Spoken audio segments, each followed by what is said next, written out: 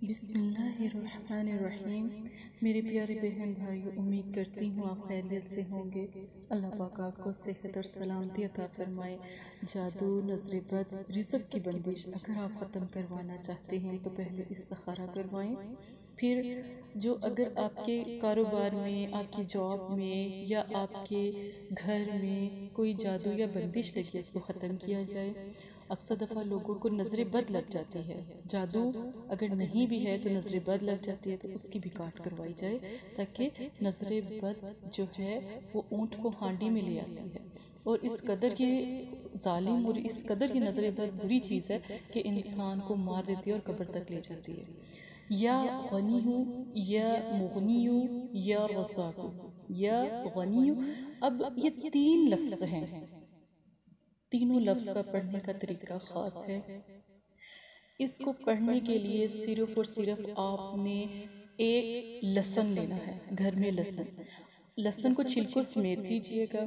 وہ لہسن آپ نے اس کے پر اس کو پڑھنا ہے، ٹھیک ہے۔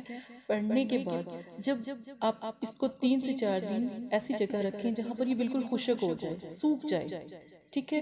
سوکھ جانے کے بعد آپ نے اس کو کسی بھی کھانے میں استعمال کر کے وہ کھانا اپنے پورے گھر کو کھلائیں۔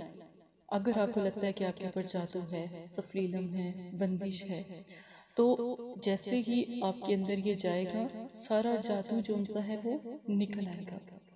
جادو اس قدر ظالم ہوتا ہے کہ انسان کو پتہ نہیں لگتا، وہ دن بہ دن سب سے پہلے اس کا کاروبار ختم ہوگا، دوسرا اس کا رزق جو انسا ہے وہ ختم ہو جاتا ہے، تیسرا گھر میں لڑائی جھگڑے، چوتھا گھر میں فاحش چیزیں چلنے لگ پڑتی ہیں، پانچواں اولاد نافرمان ہو جاتی ہے، بنتے کام بگڑ جاتے ہیں، دعائیں قبول ہونا بند ہو جاتی ہیں۔ بہت سی چیزیں ہیں جادو کے معاملے میں جس کو کبھی آپ نے کبھی نہ سنا ہوگا، نہ آپ کو کبھی کسی نے بتایا ہوگا۔